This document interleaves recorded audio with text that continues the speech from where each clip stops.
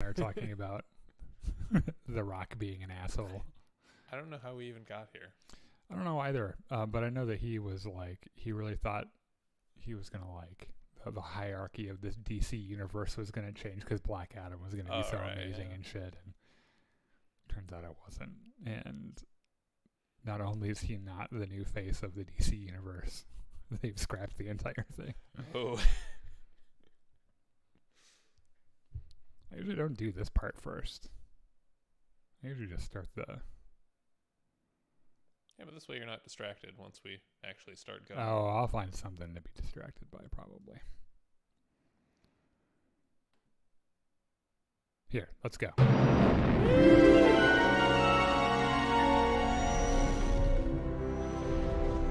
I'm Batman.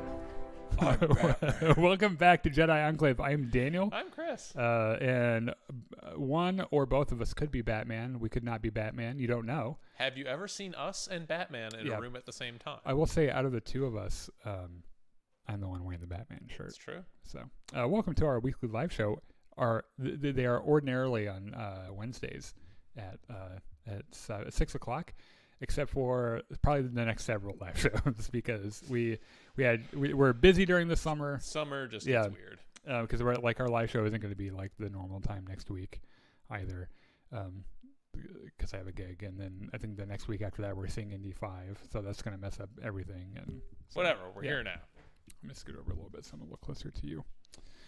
So thanks for joining us. Let me get my notes up here. So this is mostly not going to be we actually have like a lot of Star Wars stuff. Like last week we did I think Spider-Verse last week, right? Mm-hmm.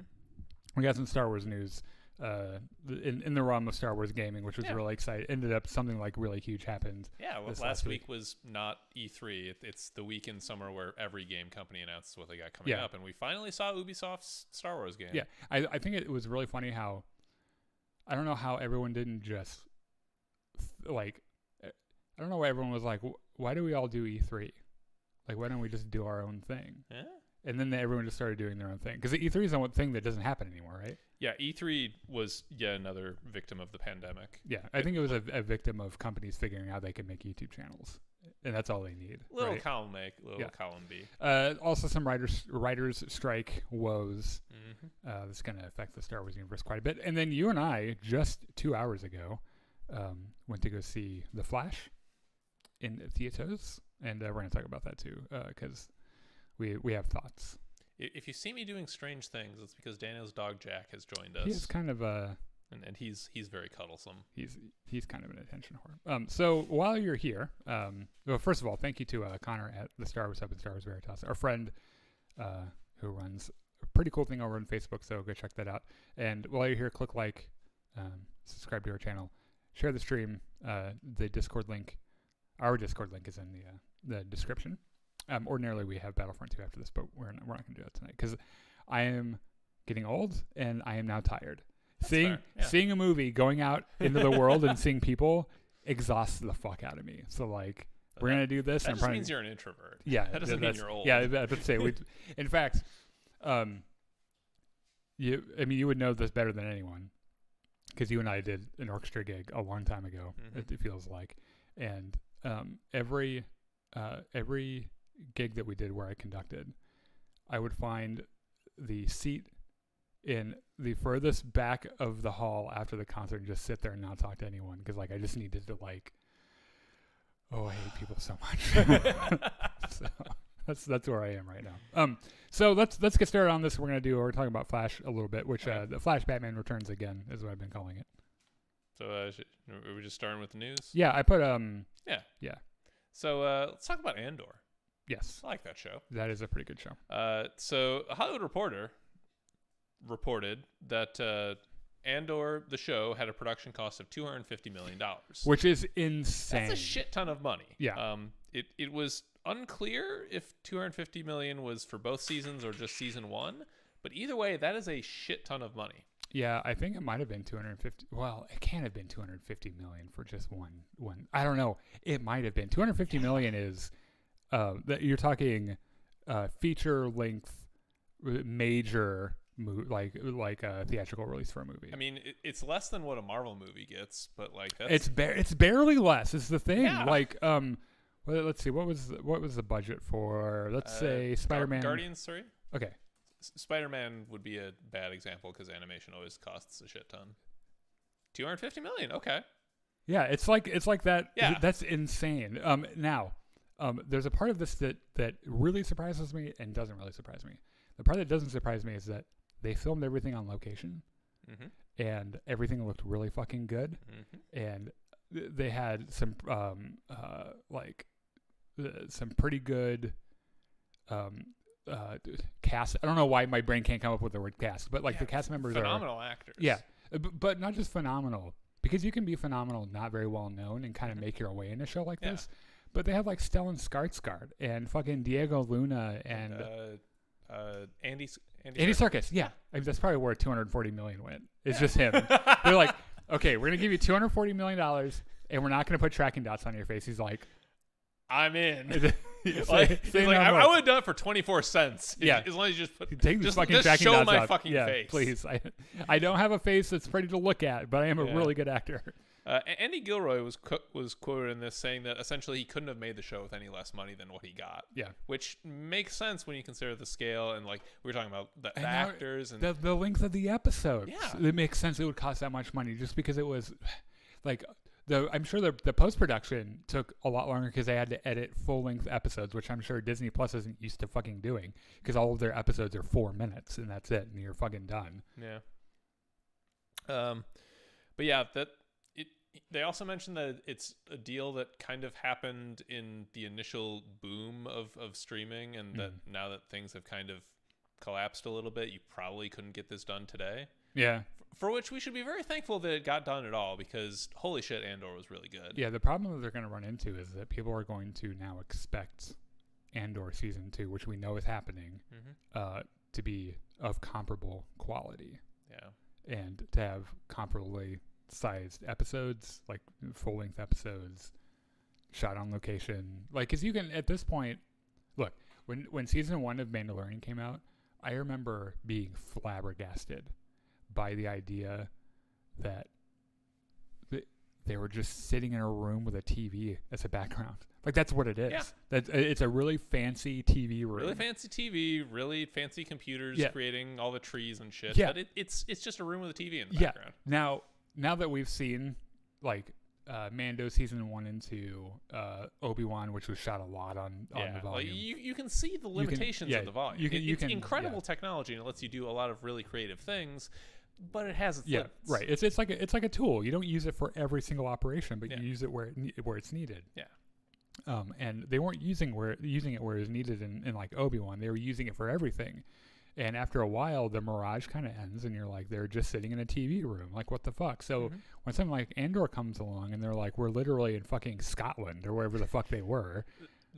The Saw Gerrera scenes were, I believe, filmed in this old quarry in England or something. Yeah, I think they might have actually been in the Highlands of Scotland for that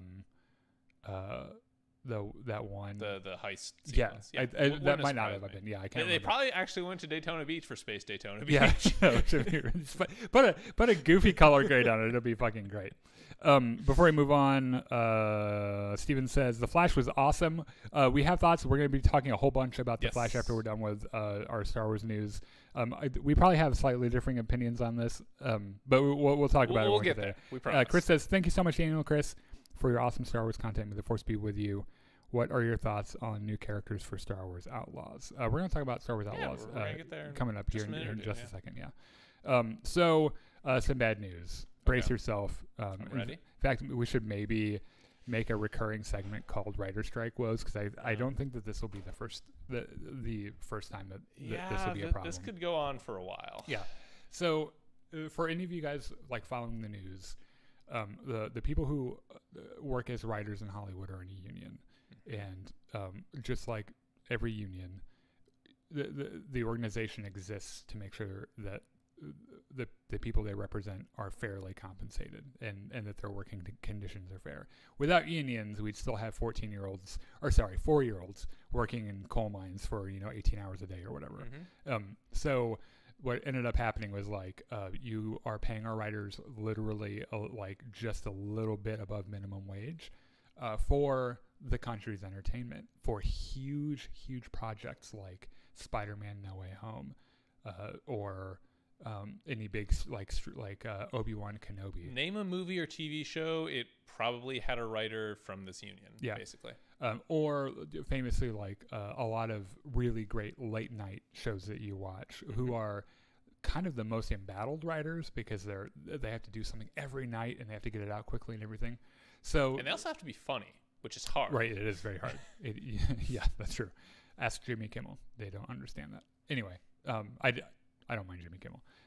So they're on strike now because it makes sense, and because there are no writers. Nothing can get done. Look, I know a lot of you are out there thinking Kathleen Kennedy is like in her basement writing every script for every Star Wars thing, and that's why everything sucks in your opinion and all this other bullshit. That's not how it works. Like they employ real writers, and those writers aren't working right now. They're just like, I'm not coming to work.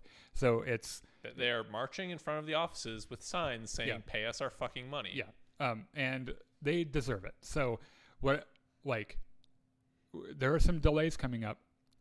But remember that this is kind of a small price to pay to make sure that people are paid for the work that they do, right? In order to make the industry sustainable is the big thing. Because if your writers can't get a living wage and like pay their cost of living from their job, they're not going to keep doing that job. They're going to find another job. Yeah. So if you want movies and TV shows and late night shows and all that shit with good writers, writing, you need to pay the writers. Yeah. And also paying people minimum wage nowadays is criminal. If you pay your workers that, you should go to jail. Anyway, so Star Wars. There's a lot of Star Wars stuff that's being delayed. In particular, the Daisy Ridley thing was originally slated for December 2025 to May 2026, which isn't like a huge, I think it's only 6 months. That suggests to me that they're still optimistic about resolving this strike relatively soon. I got some thoughts about that. I think it might have been further along in pre-production than we thought. That's also possible. Yeah. So the next 7 Avatar movies. So okay, I read this article and it was like Avatar 5. It won't be here until 2031. And it's like, we haven't even seen Avatar 3. Yeah, it's like. I mean, I haven't even seen Avatar 2, but that's a different story. Yeah, it's like, bitch, I don't even know if I'll be alive in 2031. Like, why are we talking about this? I don't think any of us will, honestly. So it's like, who the fuck cares about that? Like, sorry, James Cameron, but like in the MCU, the Captain America Brave New World is going to be going from May to July next year, which also isn't a huge setback. Thunderbolt's going from shifting to December 2024. Blade, which I thought was a thing, might not even be happening.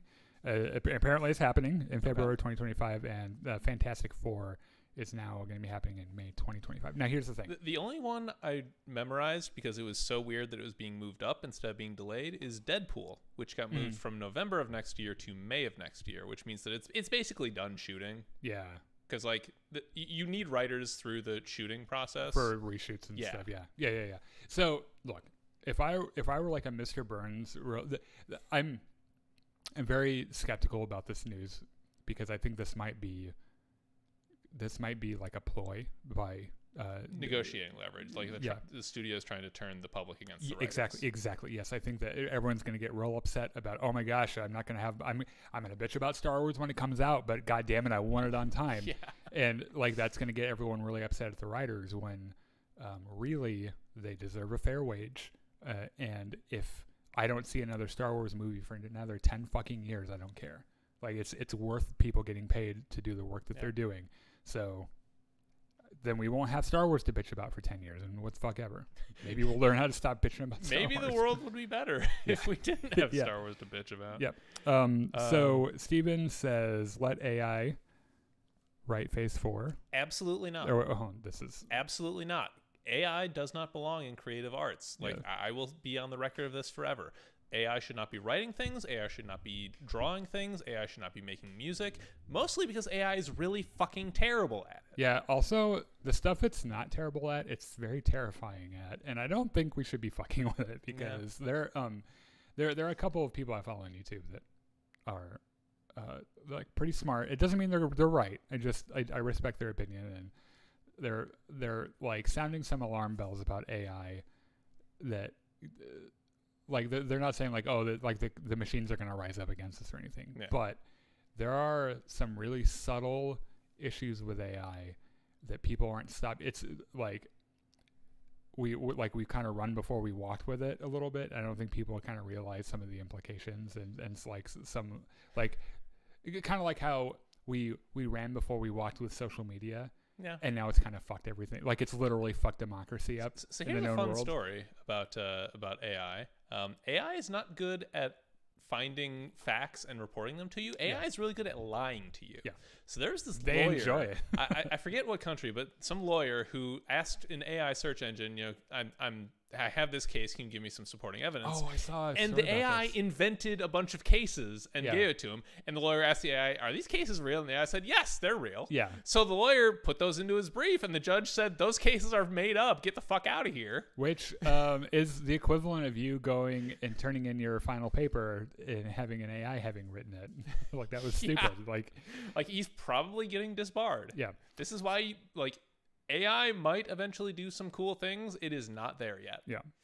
The industry needs writers, and if you think that shit is bad right now in whatever fandom you want to complain about, it would be worse with writers who aren't in a union.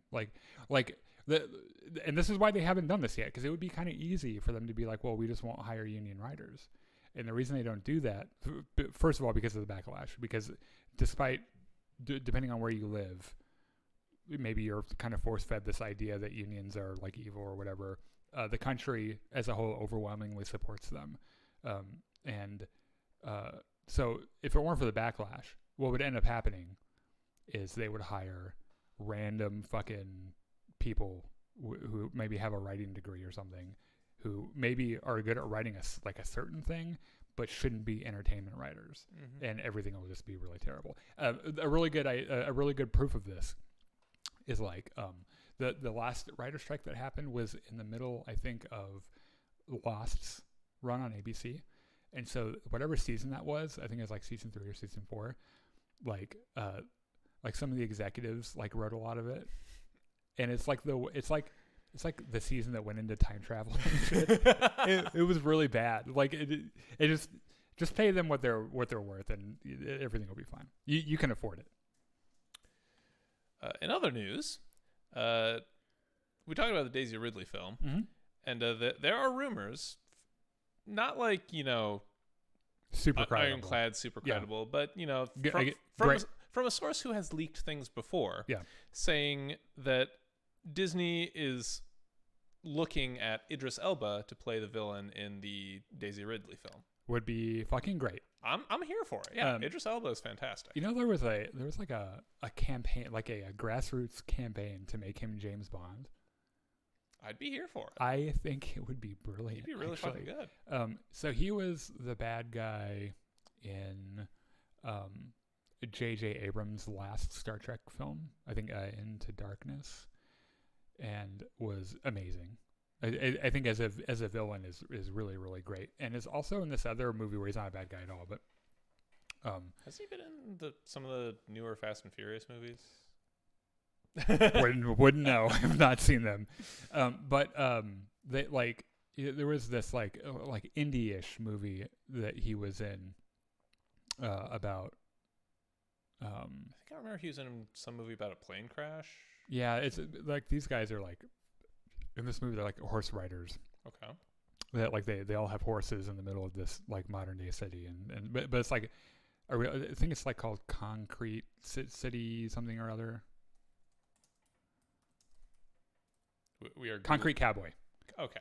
And it's fantastic. He is a fantastic actor, so that would be really good. And of course, cue all the man baby sniveling about diversity higher. Oh no, there's a black person in Star Wars. Get the fuck over yourselves. Yeah. He's objectively an amazing actor. In fact, would probably be a pretty good replacement for Kang now that I think about it. Like if they're wanting to keep Kang like a person of color. Yeah. Idris Elba would be monumentally amazing. Which I don't. What is the deal with that, by the way? Because I know his like just for a second talking about Jonathan Majors. I'm pretty sure his management company dropped him. Yeah. But the MCU hasn't announced firing. Yeah, or it's anything. really weird. I So don't know. I'm sure that they're like some like Loki season 2. They're like, oh no, the writers' strike. They're like, oh thank God, we don't know what we're gonna do about this. Yeah. Because like we literally, his face is literally in the last few seconds of Loki season 1. We don't know what to in the movie we just put out. It's and got like, and now they need to talk it over with their lawyers, with their PR people. They need to do focus groups and all this shit. Because Disney doesn't do anything without triple checking to make sure it's profitable. yeah. So like, you know what's really shitty. So I don't know about the veracity of the claims made. Right. When it comes to abuse cases like this, I personally tend to give the victim the benefit of the doubt until it's clear. Alleged victim. Yeah, until it's clear that there isn't really good proof. And like a really good example of that, like one of my heroes, Adam Savage was accused of something like this, and I know we came off the Me Too movement, and I think it was a really important thing that we started listening to people claiming sexual, because if you're like, oh well, someone can just lie about it, and it's like they can, but that doesn't actually happen as often as you think it does. In fact, it rarely ever happens. But like in this particular instance, I kind of learned a lesson about this, where like some of this is like a case by case basis, because like when you looked into it, and like Savage's entire family went up to bat for him, and is like his accuser, who is his sister, is really mentally unwell and has made claims like this before that were false against other people, and it just felt kind of icky, and so like the Jonathan Majors thing, I have not seen anything. Like I tend to give the benefit of the doubt, but I've not seen anything either way other than just these weird text messages that he thought would exonerate him, but actually kind of made him look like a douchebag. Yeah. So I don't know. The thing that I'm really worried about is that Marvel is just waiting for it to blow over so they can just be like, yeah, we're moving on, which also would be equally shitty. Yeah. So how did we even get here? Kang. Ah, yes. Yeah, it's all Kang's fault. Yeah. That rascally Kang. Yeah. So yeah, Idris Elba would be fucking great. Okay, so here's something real big happens. And I was really just last week, or the week before, we did a story, or we didn't do it. We're not journalists. We had a talk about how Ubisoft was pushing their Star Wars game to trying to push it to release by 2024. And immediately, because the video game industry has done this so many times, it's like the one character in the Peanuts comic strip with the football. Yeah, they've done this so many times that the first thing that comes to mind is, oh, Ubisoft is pushing a game to development that isn't ready yet, right? Yeah, sure.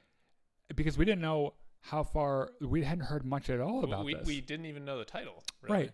So I was like, I mean, they're probably an idiot video game. Like, they're going to do the same thing Ubisoft has always done and fuck something up, right?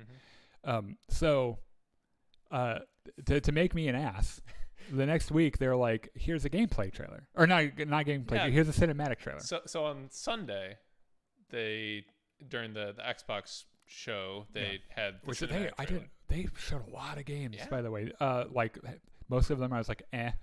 Like, I don't need to play anime the game. Like, that's probably for someone else. That's fair. But like a couple of them I was like, all right. This looks decent. But yeah, they had this cinematic trailer, and it's pretty.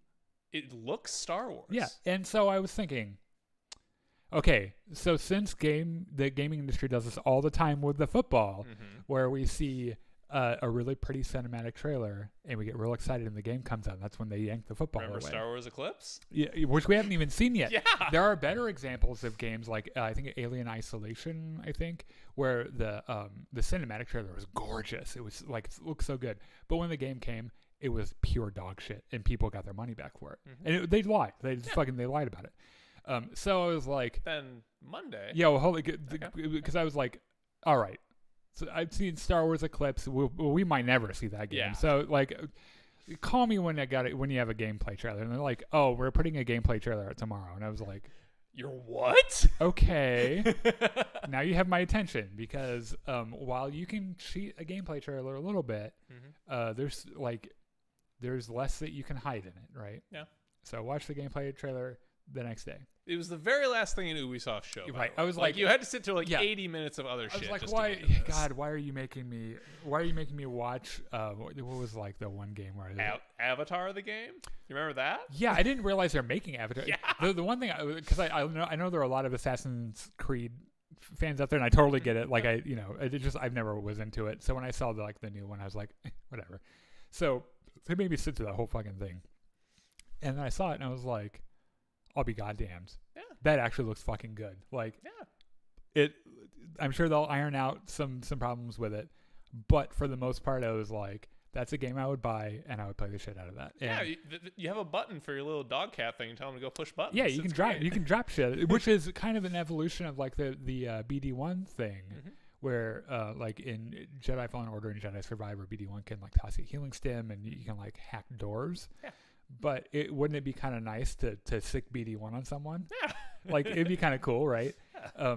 And I guess you kind of do on Vader at the end of the first one. But so the trailer came, lots of flashes. So it's firmly established in the spot, that era that they just cannot get away from between Empire and Jedi, right? And it follows a female protagonist, cry me a fucking river. It's really funny, by the way, that they like Jedi Survivor comes out, white dude protagonist. Everyone's like, fuck yeah, like I want this story. Female protagonist, all the suspect people are like, I wish I could make my own character. And it's like, just shut up. Just play the fucking game. Either admit that you're a bigot or just shut the fuck up. Or you know what, it's and I wouldn't even say I wouldn't say that, like, maybe because you can relate more, because like if you're male, you can relate more to a male character. Okay, sure. And it's there's a little bit more immersion there, right? Are any of them actually saying Well, that? hold on. Just yes, and I'm trying to give benefit of the doubt here, and to make a point. Like I totally get it. You want to play a male character because you're male, and you like to see yourself in games and media. Okay, yeah. So stop bitching when they put a gay or a black person in media or video games for people like me. Not that I'm black, but I'm very gay. Yeah. Where we like to see ourselves represented in media, right? So if your excuse is, I just want to be a dude, honestly, that's okay. Like that's whatever the fuck. But stop bitching about having diversity, because like that's for everyone else who isn't you. And if you're pissed because everyone's getting something in addition to you getting something, and you're pissed about that, fuck off. Just fuck right off. So there are like the imagery all over this game is like Rebellion era Star Wars. Yes. There's fucking A-wings flying everywhere. There's a shot of Han Solo and Carbonite. Sure, yeah. Because they're like, this is after Empire. That should happen in Empire, remember? You follow a female protagonist who is kind of a scoundrel. She reminds me of like halfway between Han Solo and Indiana Jones, maybe. Yeah, and what's really so that you mentioned the Indiana Jones thing. I saw a couple of people wouldn't it be kind of cool if this was a Dr. Aphra story? And it's like, yeah, I mean, sure, yeah, like sure. like it would make it's a neat concept, but like if you're following the comics, Dr. Aphra is kind of busy right now, like somehow being kind of friends with Vader. It's very weird. Like that is weird. Yeah, he's Vader just doesn't seem like the type who has friends. well, you know how he does. Like friends with Vader is like, I won't immediately kill you. I haven't killed you yet. Yeah, right. So like Dr. Aphra's got other shit going on, so it wouldn't really make sense with like the canon and everything. You know, the thing that really surprised me, I'm pretty sure Kyle Katarn was in that trailer. Really? Yes. And have you not seen this picture? You mean the dude in the cockpit? Yeah. I mean, there's a passing resemblance, but that's not a passing resemblance. That looks like him. Fucking salt and pepper hair, the fucking shoulder pauldron, the shirt. I'm not saying it's impossible, but I'm not saying I'm convinced either. I'm not convinced. I mean, I'm like, we don't know anything about it. Mm-hmm. However, I see that picture and I'm like, if they're going there, let's fucking go. And so people were talking about how like, well, how would you fit him into canon? Because in Legends, Kyle Katarn's father was a Jedi, Mm-hmm. which doesn't make a lot of sense actually when you think about it, since Anakin having a kid was supposed to be a big deal, and he's obviously not Ki-Adi-Mundi's son, so I mean, like maybe he was born after Order 66. Yeah. Who knows? and then he ends up getting the Force on accident, really, Yeah. right? And getting his father's lightsaber, and he's like, well, I guess I'll be a Jedi now. After being a mercenary for the rebellion and among other things stealing the Death Star plans. Yeah, originally that's how the Death Star plans were. If you ever played Dark Forces, Dark Forces, the game, which the very is, first level is you stealing the Death Star plans. it's just a Star Wars skin of Doom. Yep. Which isn't bad, Yeah. but like fucking cool. And then ends up being kind of a formidable Jedi Master who teaches at Luke's Jedi Academy after Return of the Jedi. So I think it would be really interesting. You could fit Kyle Katarn in the new canon. Sure, yeah. And you could even do the Valley of the Jedi thing. They could introduce the Valley of the Jedi thing in the super prequel that they're doing. So I know they've canonized Darth Bane. Have they canonized Ruusan or the Battle of Ruusan? I don't think so. And have they canonized Darth Bane? I think he was mentioned as one of the Sith Lords in Episode 9. In Rise, well, I know. Because like that was where they canonized Revan. Right, yeah, I know Revan. They named the Sith Eternal named their Star Destroyers, I think, or their like units after Sith Lords. I'll look it up. I can't remember if Bane was one Bane of them. was mentioned in that. I mean, they'd be stupid not to make Bane a part of it because like that's kind of everyone's favorite Sith. Yeah. He's kind of a badass. But they could totally plug him in and have it work, and then have him be like. There'd be a little bit of retconning involved. Have him either survive Kylo's attack on the Jedi Academy or just having been killed in it. And honestly, I'd be fine with either. Yeah. So I think that'd be really cool. So apparently, you've got a one of the ninja battle droids as a companion, which I like this idea of like these repurposed Clone Wars era droids that are just like coming back because they're like we're real people. Because there were millions of them made. Sure, right. like not all of them went to the scrapyards on wherever. And as we know in Star Wars, like droids are sentient beings.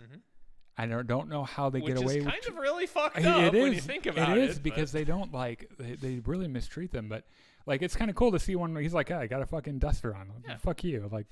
What are you gonna do? Fight? Yeah, there's a shot of a Rancor, which if you're gonna do Star Wars, you might as well do a Rancor. Sure. And in the gameplay trailer, just a couple things before we move on. You do a little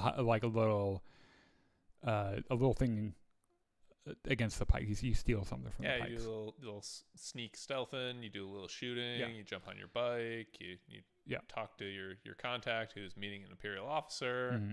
And then you have to jump on your ship and escape the Empire. Ship combat is where they really got my attention with this game. Because you take off, and in the gameplay trailer, you're in control of the ship all the way through the atmosphere. And I was like... That's pretty neat. That is pretty neat. And I'm pretty sure that they have...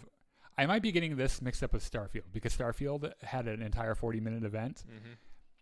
Is Starfield the one with the power shunting... with your ship? I think so, okay, so that wasn't this. Okay. So, no, because this one looks like they literally took the mechanics from Starfighter Assault from Battlefront 2 and just put it in the game, which they're good ship mechanics, so it's like, what the fuck not? Throughout the cinematic trailer, the one planet I recognized was Kijimi, which is in Rise of Skywalker. It's where they go and meet up with Zori Bliss. Yes. And Babu Frick. There was also a shot of what I'm pretty sure is Tatooine.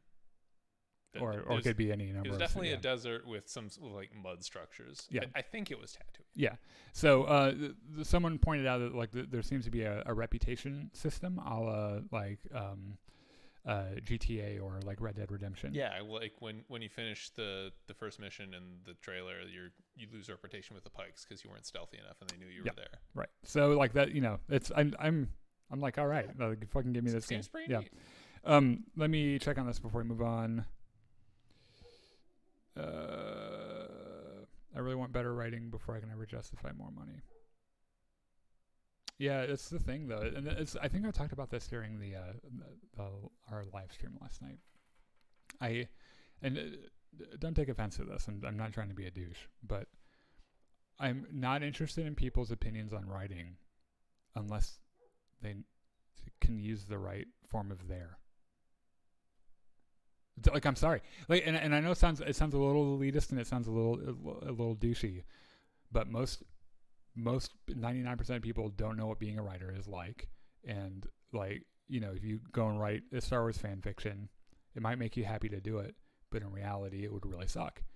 And so, like, we're not like, you're allowed to not like a movie, and we can point out writing flaws. This is the problem: is that the shit that you find that are like writing things are almost never the writer's faults. This is the studio stepping in, being like, we focus tested this. Mm-hmm. They didn't like this one thing, so cut it out and make it work.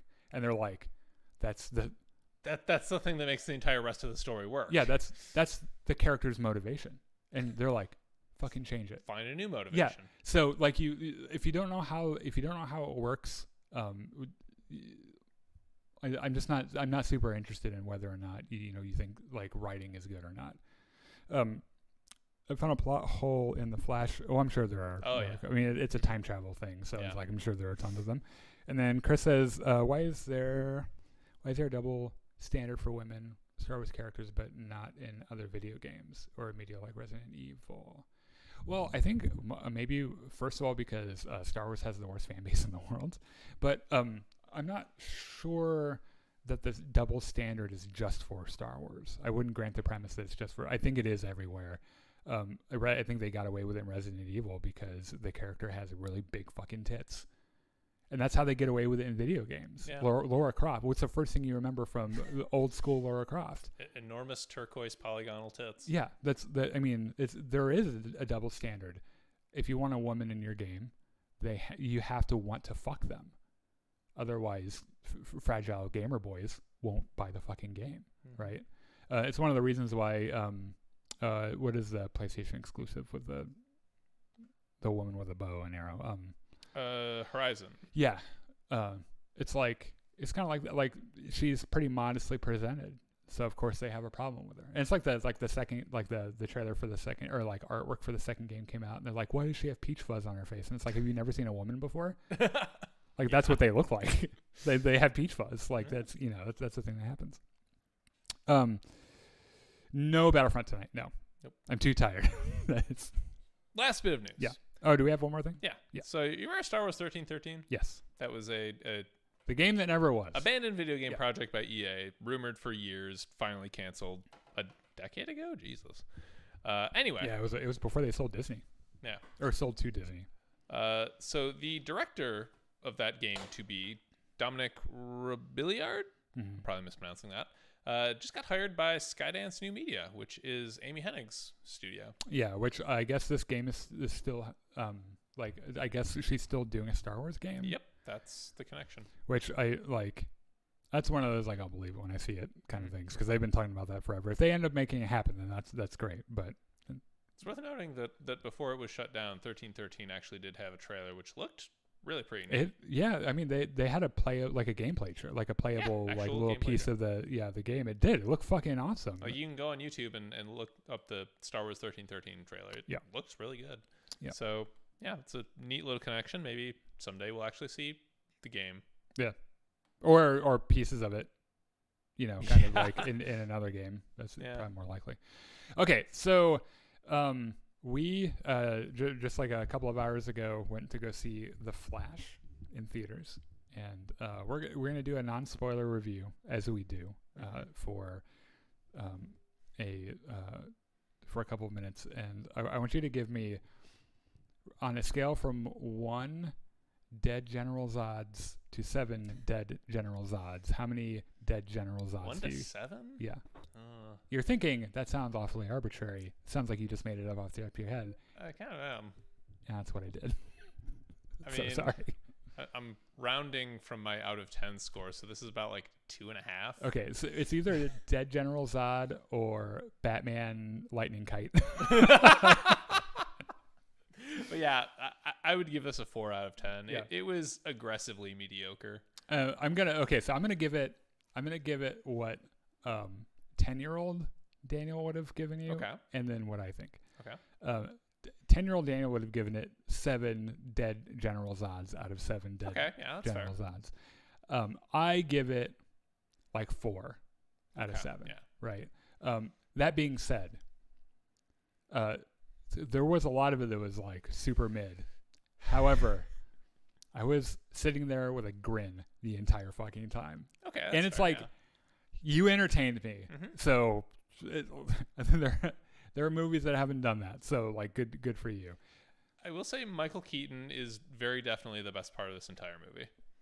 Yeah. Steals every scene he's in, Yeah. makes the whole thing better by his inclusion. Yeah, certainly the best actor too. Mhm. Not to say that Ezra Miller isn't a great actor. Who actually, I know that you have a problem with their character a little bit. Okay, so I can separate the character and the actor. Yeah. And the I mean, yeah, me actors too, yeah. outside life, because Ezra Miller's a piece of shit in Yeah, real life. yep.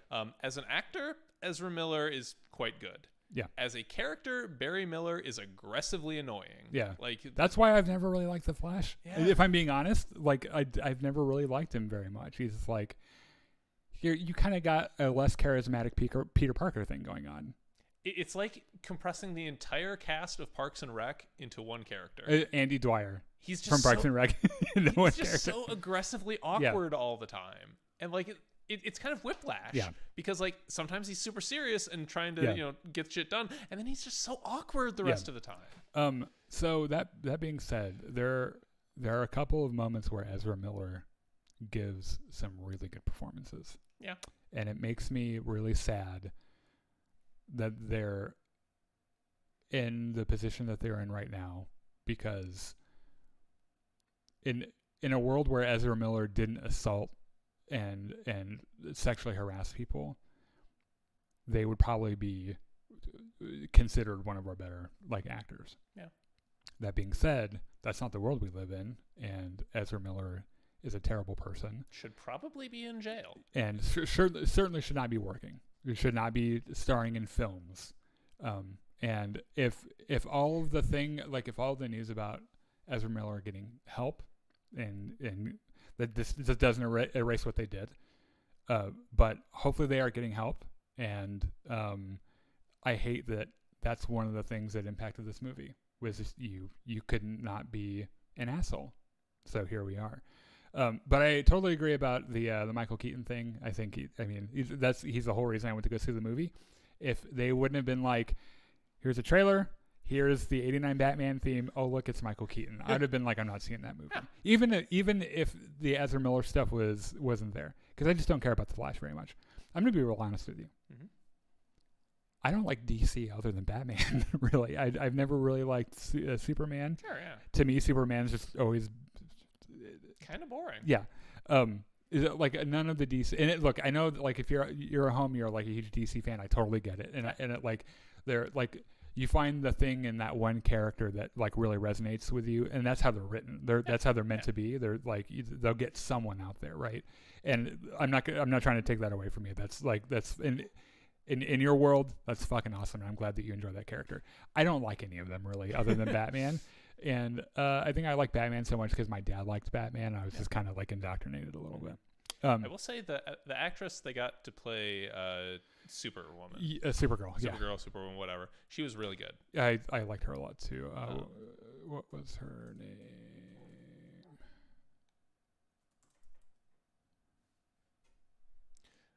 While you're looking that up, It's not Grant Gustin. no, definitely not. Sasha Cal. Sasha Cal, that's Yeah. right. Yeah, she was fantastic. Soundtrack was fine. pretty good. It was fine. Yeah, it was fine. It wasn't Alan Silvestri and Endgame or Infinity War. No. And in fact, the composer I didn't even recognize. I looked him up the other day and I don't remember his name. Mm-hmm. But it was fine. And there were a couple of moments. There were a couple cues that were like borrowed really heavily from John Williams. Yeah. Which there are worse people to impersonate. Yeah. But There's a purposeful John Williams quote, but we'll talk about that later. Yeah. Okay. I think we have to talk about the CG. Yeah, that's what I was about to say. There were some parts, like, a lot of the CG is fine. Some of it is really bad. Yeah. I like how, like, when the DC movies started coming out, people were like, "Oh, it's so dark and gritty," and then like their response was like, "Oh, we'll just make it obnoxious and garish and really bright, and everything happens at daytime and everything." Yeah. And it's like, that's not better. That's just on the other end of the spectrum. It's just easier to see how it looks bad. And if you're gonna put CG babies in your movie, make them look really good. Yeah, they looked like dolls. That's the thing. Is it like if you're gonna put a bunch of CG in a well lit environment that happens during the day, you can't half-ass the CG. That's the whole reason every movie is dark as shit right now. Is because they can kind of like hide some of their fudge it and hide with shadows and things. So if you don't have that, like it's got to look real fucking good, and it didn't. A lot of it looked fine. Some of it wasn't fine. It wasn't terrible, but it wasn't fine. Yeah. And it's like, this is happening right under the sun, and I can see that is clearly a computer-generated baby. It's still cute, but it's still, like, it's not real. It also bugged me that a lot of the time when the Flash was running, like, his form is really bad. Oh, you're not the first person. There is a whole thing about how Barry Allen runs as this version of the Flash. He does this weird, this weird arm flail thing. Yeah, and I think that's a choice that they made, or at least maybe Ezra Miller made for the character. I don't think anyone runs like that in real life. I'd hope they don't. Yeah. So let's go through the plot a little bit. Okay. I think I said spoilers. I should mention this movie literally came out today. Yeah. If you haven't seen it, that's fine. If you're planning to see it in theaters, just turn the stream off right now and go see it. Yeah. This also will be a video that'll be up on YouTube later. So if you're here from the future, make sure you like the video and subscribe and turn on notifications and all that stuff. Okay. So when I read the reviews for this, one of the things I saw that made me disappointed was this is very much a Barry Allen story, and it wasn't necessarily because I was disappointed that a Flash movie would be about the Flash. It's just that it wasn't going to be about Batman. There's so much Michael Keaton in the previews. Yeah, and he is in it quite a bit, but it is a Barry Allen story, and it opens with an action set piece. Well, it opens with Barry Allen in the coffee shop, not able to get his regular morning sandwich, has like 1 billion calories. Yeah. Right, because he's got his little watch. Yeah, and it's like, hey, you don't have any calories, you can't use your Flash power. And you're like, God damn it. I think it's called the Speed Force, which sounds kind of dumber than your Flash powers. Yeah. So Alfred calls him. Alfred gives him a Alfred's like, hey, shit in Gotham is on fire. Get over here. We need your help. Barry's like, God damn it, I just want my sandwich. Yeah. He's like, wait. Did Batman set the fires? He's like, yeah. He's like, fucking figures. That fucking guy. Yeah. And so I guess this has literally no impact on the story at all. But it's completely disconnected. Yeah. But so some guys broke into a hospital to steal a virus. Yeah. Which they don't keep those at hospitals. Not in weaponized form. No. And Batman was chasing him, and to escape Batman, they blew something up. And so now the entire hospital's collapsing. Right. And of course Batman doesn't stay to help people. Not. He's like, I'm going to go beat the bad guys up. Fucking Barry Allen will take care of everyone else. The thing that really cracks me up is throughout this whole thing, when he's talking out loud, he refers to Batman as Bruce. It's like, dude, there are people around you. like they can hear you. Yeah. It reminds me of that. There's a really hilarious scene from Amazing Spider-Man 2 in the Andrew Garfield one, where Spider-Man webs Gwen Stacy to something or something, and then with a bunch of people around, goes, Peter, and then realizes what she did, and then covers her mouth, and then realizes everyone was kind of doing their own thing. Fix it. Yeah. And it's just it kind of just reminded me of that. So the building starts collapsing, and to raise the stakes, there's a fucking baby ward at the top that all the babies start falling down. And so there's this is actually honestly a genuinely hilarious sequence where each baby falling has its own impending doom. Like the one baby has scalpels coming towards it. Literally has acid coming at it. Yeah, and then the one's got a flamethrower thing and is about to be cooked alive. There's like a therapy dog that's falling too with his fucking tongue hanging out. It's fucking great. So what does Barry Allen do? He busts open a vending machine, eats every bit of candy inside of it, Right. suddenly has enough calories to grab all the babies and the dog, stack them on a stretcher, save the nurse from the maternity ward. He stuffs one baby in a microwave Yeah. to save him from the flames, which I thought was really funny. This really is like, this is genuinely hilarious. Yeah. Like it was really it's great. well done scene. It's a good way to start your movie. The CG was not great. It did not look great. It like the babies, because obviously you're not gonna. It's not like they have stunt babies, right? It's not like they're gonna just toss a baby. You can't toss a baby out of a building in slow motion. So I totally get. You gotta do CG, right? Just try to make the babies look less plastic next time. Yeah, it's just it was a little. But to be honest, there was something about it that made me feel a little at ease, because I feel like maybe if they looked too real, I'd be like, oh no. So Barry saves the day, right? Mm-hmm. And he actually Wonder Woman saves the day. Well, Batman is chasing the robbers across town, like cross them the bridge. He eventually beats 3 of the guys up. One of them jumps out of the car to avoid having to deal with Batman. Which, by the way, this entire Batman sequence, Ben Affleck was not a part of. Really? There's no way. Like, he was not in any of these scenes. Yeah, his face was. Yeah. He was not. And you can tell because Batman's face looks funky as fuck. Like, it's weird, and there's like some uncanny valley shit going on. That being said, he's got some badass moves. Yeah. And I love like the blue cowl and the gray suit and everything. Like that shit was really neat. And he does this neat like jump off his fucking motorcycle and ski on the street, and like the shit from the trailer, which, by the way, they gave everything away in the trailer pretty much. If you want to go in and watch this movie and be surprised and you haven't seen the trailers yet, don't watch them, because they really do give a lot of it away. So Batman fucking grapples, has the dude in one hand. He's if it touches he's got the case handcuffed to him. If the virus falls into the bay, it kills half of Gotham or whatever, or explodes or whatever. Yeah. And then fucking Wonder Woman shows up with a fucking lasso of truth and saves the day. Yeah. Like the one Hans Zimmer thing I've heard that I'm like, all right, that's all right. Yeah, that's all right.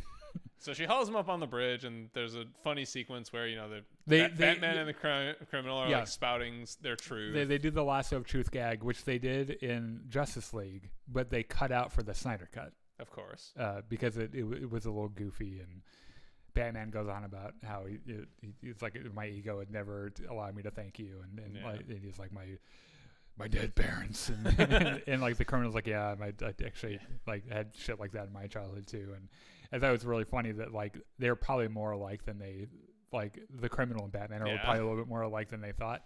I mean, that's Batman's gag with every one of his villains, isn't it? Like, what? He's more like his villains than either of them want to admit. Yeah, probably. And then for some reason, Barry throws himself into the mix. Yeah, he's like, I'm going to touch the rope. Help untie him. He's like, I'm a virgin. Yeah, pretty much that's exactly what he says.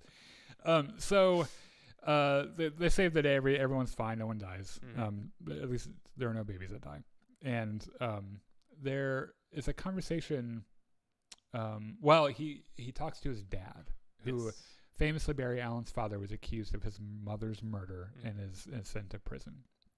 And he has an appeal coming up the next day, and Barry, like, his father has kind of resigned himself. He's like, I'm going to be here forever. Yeah. Like, you need to move on with your life. You need to go fix this virgin thing. Everyone's real embarrassed about this. Isn't that one girl you knew in college? You should fucking give her a call. Right. And then the next time you go and touch the lasso of truth, you'll have something interesting to say. I had sex last week. Yeah. And so he's like, don't stop worrying about me.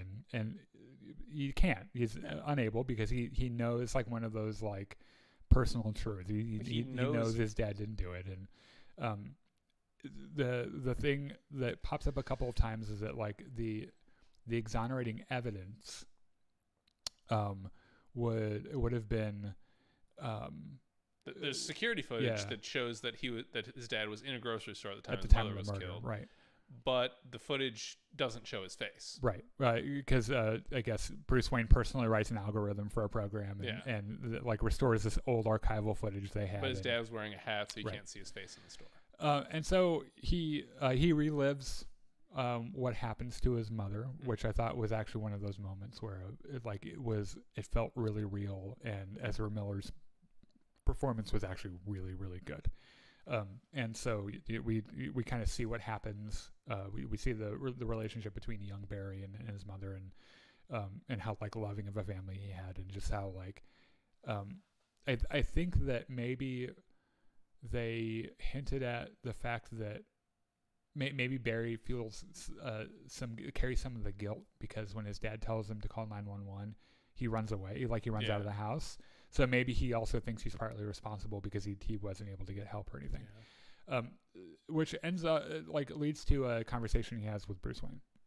Well, first he runs so fast, he almost breaks through and goes to the past. Right. But then he's kind of catapulted back in the Which, present. This should not, this is a weird thing about how it fits into the established canon, which is not going to be established anymore after this. Yeah. Like after this, all this Everything is obliterated. Yeah. So Justice League came out, and at the end they defeat Metallicorn Man, whatever the fuck his name was. Mm-hmm. And in the Snyder Cut, some really bad shit happens, and Barry has to turn back time to stop Batman and everyone else from dying. So it feels like in the film he's discovering this power for the first time, when if you've seen the Snyder Cut, he did this already. The Snyder Cut isn't canon, though. Right, but people were swearing that any minute now they were going to canonize Any minute now, bro. Yeah. So they he's got this similar idea where he can. Wait a minute, I can just go back in time and save my mom. Right. And Bruce is like, you don't want to do that. It's going to fuck with shit. If you step on one blade of grass, it could give everybody Ebola and make them die. This is one thing I get real pissed off about this version of the DC universe. I think not only was Ben Affleck an amazing Bruce Wayne Batman in a shitty movie, I'm really upset for him that, and I can see why he walked away from the project, from being Batman, because he is fantastic. He is so good. And there's he mentions, like, he's like, I could save my parents. I could go back and save your parents. And he gives Barry this look like, you don't think I've thought about this before. And like, it's just this moment where he kind of like, he's got this, it's like he kind of pities Barry a little bit, and but just for a second he thinks about it, and he's kind of like, wouldn't that be nice, And that's a great performance. Like, this is the shit we could have had in the earlier Batman stuff. Like, we could have had a more complex Bruce Wayne than we had, because honestly, Bruce Wayne isn't very complex in the other movies. Or they try to make. That's probably another debate for another time, because like there are actually some good examples of this, but he was. I think most people will agree that Ben Affleck was criminally underused when you consider like his actual acting chops, right? So he's like, you could save them, or you could kill all of existence everywhere in every universe ever. And Barry's like, I'm willing to take that chance. Yeah, I'll do it. And so and his crush, he has to talk with his crush, and he has a realization while talking to his crush that he doesn't have to go and interact with anyone, because it's like, as anyone who has ever seen Back to the Future knows, is a no-no. He could do something else. Yes. Now, since his dad went to the store because his mom forgot to buy a can of tomatoes for the sauce she was making, so if she doesn't forget the can of tomatoes, he never goes to the store. Nothing no ever murder. happens. And it's kind of perfect. Like, you're like, shit, that actually kind of checks out. That's brilliant. Yeah. Yeah, just do it. So he speed forces back in time. He's in the store. Grabs the can, puts it in the cart. She never notices, and that's it. He fucks off. Yeah. Mission accomplished. And he thinks, well, I went back in time in my universe. So I'm going to go forward in time. And I'll show up in my universe. I'll go back in time, or I'll go back to where I was. Forward in time. Yeah. And when I go to see my mother, she'll be there. And so he gets there, and she's alive. Well, he's running in that direction, and then someone else shows up and punches him. Yeah. So hard he ends up he doesn't know this, but a couple of years before where he wanted to be. Right. Which, by the way, anyone who's ever read or watched the animated version of Flashpoint knows who this is. This is the Reverse Flash or something like right. that. So yeah, he gets attacked. I like the character design for Reverse Flashpoint. It's pretty neat. But you kind of know if you know the lore, you kind of know what's going on with that. So he shows up at his house and his mom is there, and he's like, "Oh my God, Mom!" And they have this real touching reunion. Yeah. His dad's like, yeah, "Shit, you look old as hell. What are they doing to you at that school?" Yeah, you got your hair cut, which like you're like, uh-oh. Wait, what? Uh-oh, yeah. They sit down for dinner. He fucking is shoveling shit in his mouth and real awkward conversation. Yeah. He looks up and he sees himself walking up with a bag of laundry. Yep.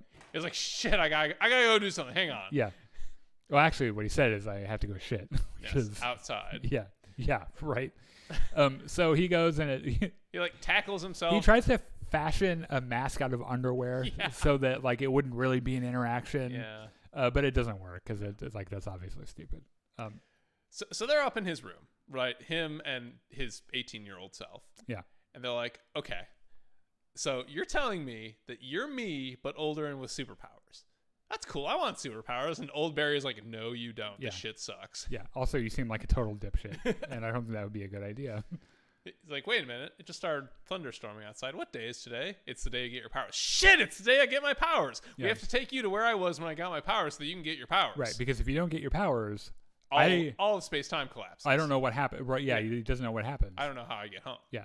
So they go to the forensics lab where he interned as a freshman. Right. And they set up he sets up the conditions. Yeah, the chemicals are here. The chair is here. You just need to sit here. I'm going to open the window and you're going to get struck by lightning. And young Bear's like, what? What? You never said anything about lightning. Yeah. So he's like struggling to put him in the chair. And then lightning strikes. It hits Old Barry in the chest, passes through and hits young Barry. And they both fall down. One of them loses a tooth. Yeah. Old Barry loses a tooth. Not that it literally has, except for the very last scene of the movie, it doesn't matter. Yeah. And they learn that Old Barry has lost his powers and young Barry has gotten powers. Mm-hmm. And they're like, okay, this is kind of fucked up. Yeah. It was a neat little twist because I think we all like this is one of those moments in the trailer that they kind of led you to believe that they were working on getting other Barry powers instead of original Barry losing his powers, which I thought was kind of interesting. So now, so they go back to Barry Prime doesn't have powers. Yeah, they go back to young Barry's apartment, and Old Barry's like, "Okay, listen very carefully. You have super speed powers. I have super speed powers." Runs around the room. No, seriously, you need to listen to me. You're going to get very, very hungry, and you're going to do a whole bunch of crazy shit. Yeah. And if you run too fast, your clothes will light on fire. And young Bear's like, "Bye," and runs out the door, runs around. His clothes light on fire. He tries to eat shit. Like it's a whole thing. Yeah, it's actually really funny. And he like Barry's got a phasing power where he can like phase through the wall and shit. So he learns how to do that and phases into his neighbors like underneath him, and he's like butt naked and shit. And comes back up with a saucepan over his dick. Yeah. So they wake up the next morning, and he kind of like he shows them how to use the suit, which I thought it was interesting. The first thing I think is that they start looking for everyone else. All the other the Justice League. Yeah. So he looks up Cyborg's real name, and he's just some football player. Yeah. Shit, I guess he's not a cyborg yet. Yeah. Let's look up Wonder Woman. It's this weird performer in Las Vegas. 80-year-old magician, yeah. Okay, let's try Arthur Curry. Oh, hey, there's a lighthouse in Maine with his father's name. Let me just call him. And Arthur's your dog. Yeah.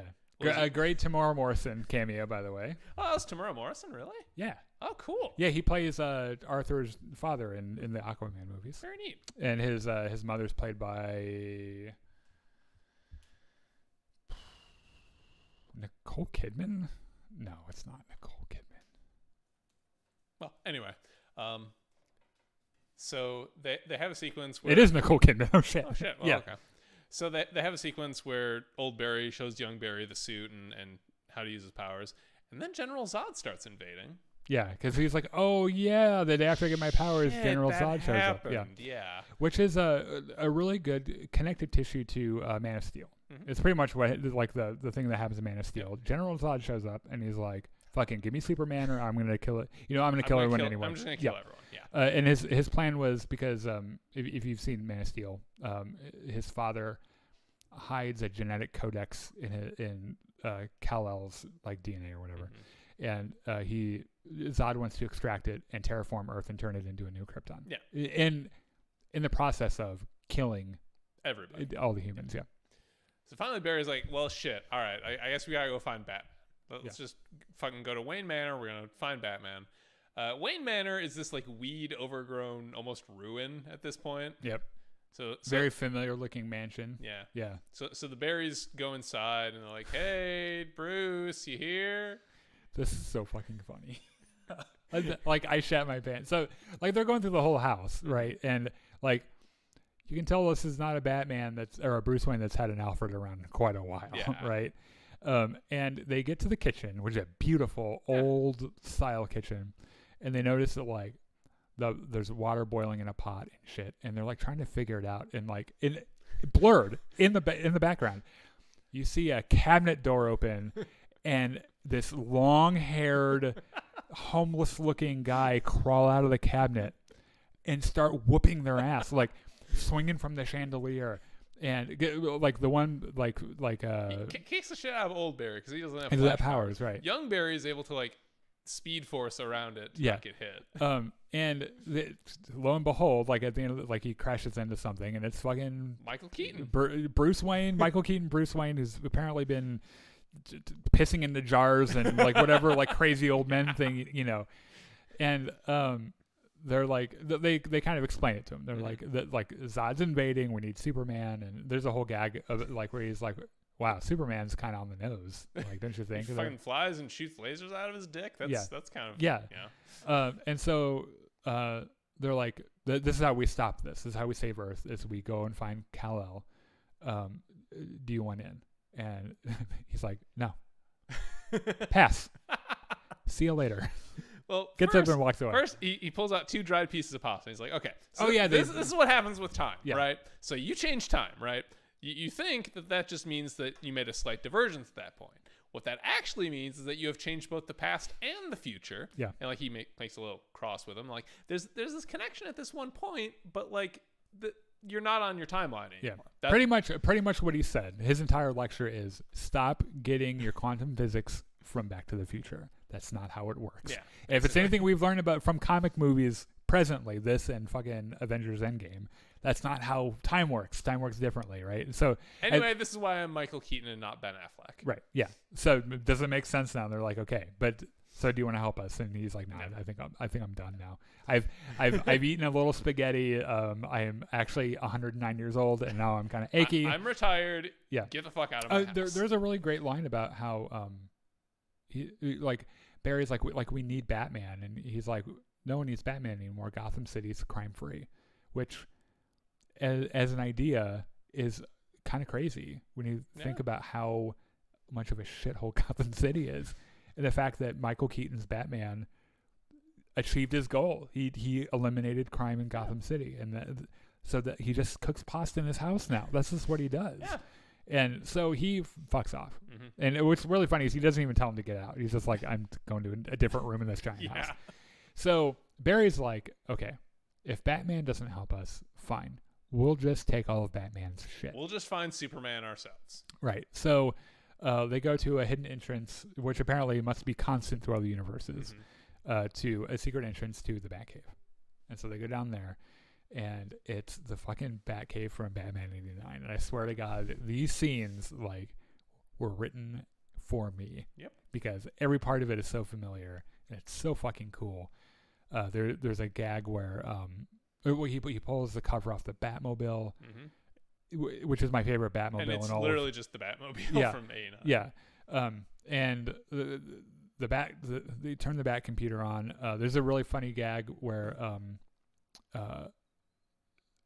New Barry speeds around to look at everything, and he pulls out. He's like, "Oh, what is this?" And it's like a little silk bag that's laughing, which is, if you've seen 89 Batman, in the very last or one of the very last scenes of the movie, after Batman murders the Joker, which he does, he falls hundreds of feet onto the concrete, and when they find his should have been disfigured body, there's a goofy laughing sound, and they pull it out of a tape recorder that's in this little bag in his jacket. And that, like, he's just like, what the fuck is this? And it's the same fucking thing, right? Which I was like, ugh. And then, like, when he's speeding around, there's he almost the Batmobile almost runs off the Batmobile. Yeah, the Batmobile's parked in a very unwise place. And this is a callback to '89 Batman when he takes Vicky Vale to the Batcave. The second time Alfred just shows her in when he's not in costume and like blows the whole thing. And she almost falls off the edge too. And I think it was also really cool as the lights are turning on. There are just like hundreds of bats just like everywhere, and it makes sense now because he probably hasn't been down there in decades. So like it's so he starts using the Bat computer, and what he's trying to find is. He's trying to look for the Kal-El he knows. So he starts searching for Clark Kent, and then he tries to cross-index from all the NASA UFO entries sightings in Kansas, and he's working really hard, and he's not really getting anywhere because it was just like a billion Clark Kents. Idiot Barry falls asleep in the Batmobile, which is like, I get it. That's what I would do. Yeah. It's like I'm never sleeping anywhere else in my life. Old Barry looks up at the webcam and says, "Look, you fuckhead, like, I'm trying to save the entire fucking world here. Can you just throw me a bone?" Like, yeah, and he's like, the thing that I don't understand is like, you had an Alfred. My Batman had an Alfred. Like there are all these things that it's these canon event things from Spider-Verse, which are all these similarities in all the different universes that must be there. And it's not based on science. It's a storytelling thing to be like, this is why everything is pretty much the same, but a little bit different, right? And I thought it was a really he has a pen that has a little inscription from Alfred on it, which Michael goes, Alfred was famously beloved in the older Batman movies, was in all of them, from '89 to George Clooney's Batman, and so. Of course, like, what's really funny is he turns to the camera. He's like, "Motherfucker, I know you're watching me," and he is. He's sitting there with his cup of coffee and he's just watching him and everything. And he does a good call to action. He's like, "What the fuck, man? Let's save the fucking world." Yeah, man. Come on. So, and he mentions one of the canon events being Bruce's parents, right? And so Bruce turns around, and for a second you think he's just gonna lovingly stroke the picture of his parents on and he's just like, he like goes to touch and just slaps it aside and hits a button. And he retinal scans him and he goes into full bookcase. And it's his like costume vault, which this was also from the trailer. They shouldn't have spoiled it. This would have been an awesome moment not knowing it going in. There's his like most recent bat suit, but also the bat suit from '89. And it's that one because when Joker pulls out his 9-foot pistol and shoots him, when he crawls out of the wreckage of the Batwing, his suit's all fucked up, and the emblem on his chest has this really recognizable mark on it, right? And it's that. It's that. Also, his bat suit from Batman Returns, which is like the more Art Deco styled lines and shit. And there are a few more. There's like a Halo drop one, where it was got like a glider on it or something. And then there's like a actually the one looks like do you remember like have you seen Justice League, right? Yeah. And Ben Affleck has that vision of Darkseid taking over with his parademons, and he's out in the desert with his goggles and a gun shooting demons and shit. It looked a whole bunch like that, actually, like a desert warfare Batman. And the one that I thought was really neat is a Batman the Animated Series Batman, which with the blue cowl and the gray suit and everything, which I thought was just fucking great. So Old Barry passes the fuck out doing Google searches on the Bat computer. He wakes up, and there's a little folder from Bruce, who has done all the research and found out that just in a matter of like a couple hours, figured it out. The alien they're looking for is in Siberia at this Russian black site. Right, and if you're thinking, wow, that's really convenient for the plot, remember, it's the world's greatest fucking detective. Like, it probably took him 10 minutes. Yeah. So they're like, all right, cool, we're going to Russia. And Young Bear's like, how the fuck are we getting to Russia? And then I thought you'd never ask. The Batwing comes out of the ceiling, and Bruce is like, get in, bitches, we're going to Russia. There's a really funny part where he shows up in the suit, and like Barry Prime is like, oh, what a badass, and like idiot Barry like passes out. And he makes he makes a comment earlier about seeing the Batmobile on the news when he was a kid, which I thought was a really neat like that Barry Allen existed in the '89 Batman, which I like. That's kind of a neat thought. So they fuck off to Russia, and then honestly, a badass looking Batwing. Yeah, like there's a $40 toy of this, like a big thing at Target, and I am buying it. It's gonna go somewhere in here. So there's a shot where like they're parachute dropping to this base in Russia, and there's the shot of the Batwing outlined by the moon, and they're all actually they like. The Batwing's design is kind of neat because it has a fuselage and the wings revolve around it when it needs to. Yeah. And so he puts it in like deployment mode where they're like their legs are just hanging out into space and they're about to jump and he's like, your parachutes are already attached to you. And they're like, where is your parachute? And he's like, kind of smirks. Yeah, he's like, bitch, I'm Batman. I don't need a parachute. And he just fucking drops, dead weight drops out, right? And does his fucking Batman flaps thing. out his cape and glides fucking down. Oh, it's so good. And in a very obvious but so sexy nod to the '89 Batman, has the Batwing in front of the moon and everything, and at a different angle. It looks a little less cheesy. That's what I love about the '89 one, but it it was a whole thing. So they land and they go to this black site. Yep. Where the Russians are, and are they still Soviets, by the way?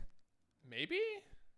I just had a thought about because they had like the Russian star, right? Yeah, they had a big red star, but I didn't see any hammer and sickle, so I don't know. Anyway, I don't know much they're about that. sneaking into the base, and Young Barry has the Flash suit because he's the one with powers. And of course, Young Barry immediately starts making a whole bunch of noise and getting attention. And one of the there's a reason we keep calling him Idiot Barry. One of the Russian scientists sounds the alarm, and there's a bunch of guys with guns who come out and shoot him. And there's a fight scene where Batman saves everyone because that's what he does. And it's actually like it's very CG. You can tell. Like they obviously had like an acting double for Michael Keaton. But you can tell that because there's no fucking way 70-year-old Michael Keaton was doing any of that. The problem that I had is in most of the action shots, his cape is CG, and it's very obviously CG, and it kind of like took me out of it a little bit. But there's a really great reveal where like they're surrounded by guys in guns, and like one of them looks up, and he like Batman's just standing over the edge, looking down at them like motherfuckers. And then he says either to them or to himself, "This is going to hurt." And I'm glad they didn't clarify it because in my mind, I think he's talking to himself. Yeah. Because he's so fucking old. And so he swoops down and kicks everyone's ass. And this part of it, like the hand-to-hand combat, is fucking sweet. Yeah. Like it looks so good. And like there are a lot of limitations to the action in the older Batman in the first two. Starting with the fact that Michael Keaton couldn't turn his head. Which they make a gag about it later on, yeah. So it's like the action looks a little less robotic and stiff, and like he beats their asses. Yeah. Now, don't forget, Batman has no problem killing somebody. This Batman has killed many people. Yeah, Michael Keaton's Batman doesn't give a fuck. So, like that he's capable of stuffing TNT in a man's pants, throwing him into a pit, and just seeing chunks of him blow up. Yeah.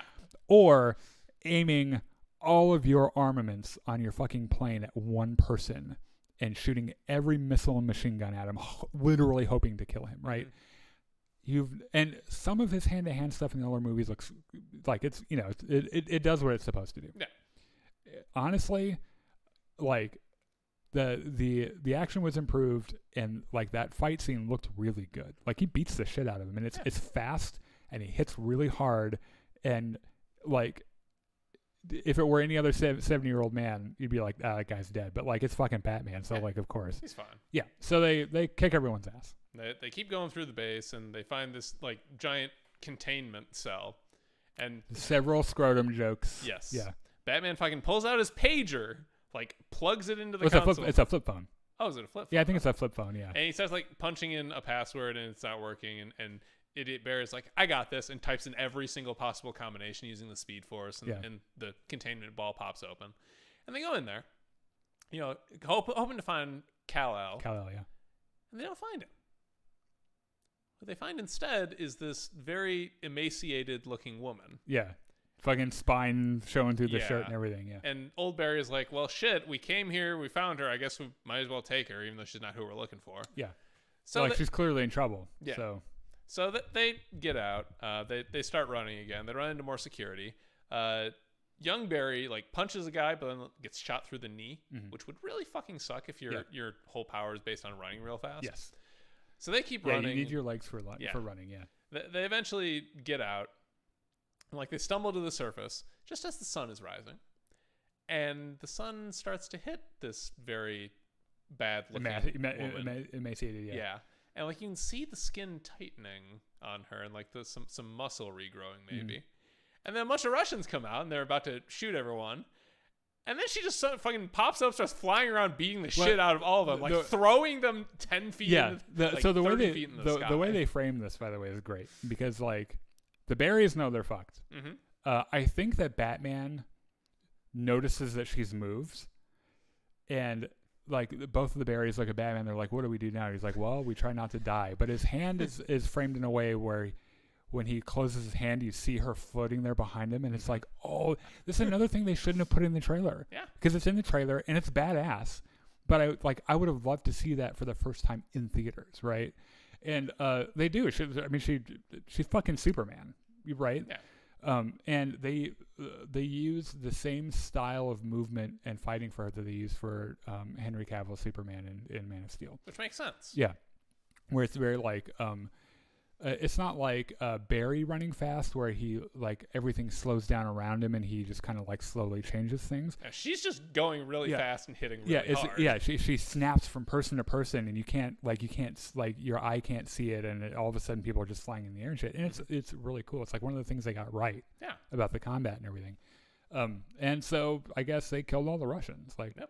And the one thing they changed in the trailer, I believe, is there's a shot of slow. And this is where the CG gets kind of wide. There's lots of uncanny valley in this kind of thing. I think they were kind of like, you know what, it's so badass they probably won't notice. And for the most part, it is.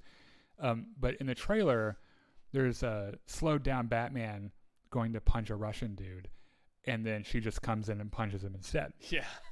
In the movie, I noticed that the dude had a gun and had gotten a shot off.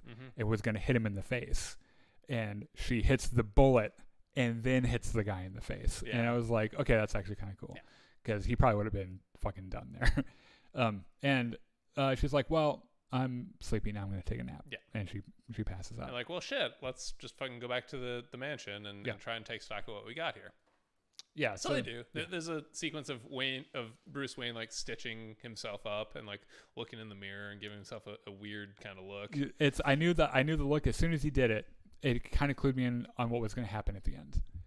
The look he gave himself was, I've never felt this alive. Right? You can tell that he's not been Batman for a long time, and he's like, I'm stitching myself up. And this is so fucking cool, right? So the Barrys are watching the news and seeing Zod is like giving his ultimatums, saying, fucking, give me Superman. Yeah.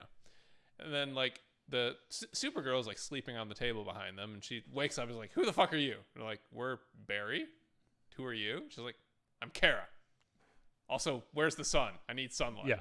And they're like, yeah, okay, Idiot Barry. It's outside like it always is.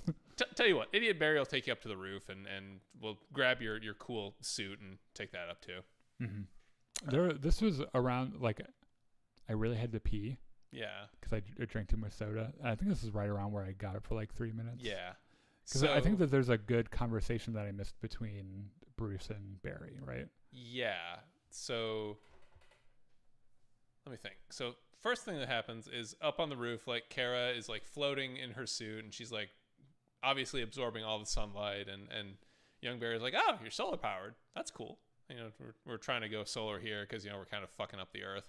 And she's like, yeah, see, like, Zod's trying to kill you all, but I don't know that I really care, because, like, I crawled out of a meteor and your people imprisoned me. Yeah. And Barry's like, well, okay, yeah, there are some humans who are dickbags, but there are some good people too. To be fair, a lot of us are cunts. Yes. I'm very sorry. She's like, yeah, you're not really inspiring me to save you at this point, so I'm just gonna go. Bye. She flies away. Down in the Batcave, Bruce and old Barry are talking, and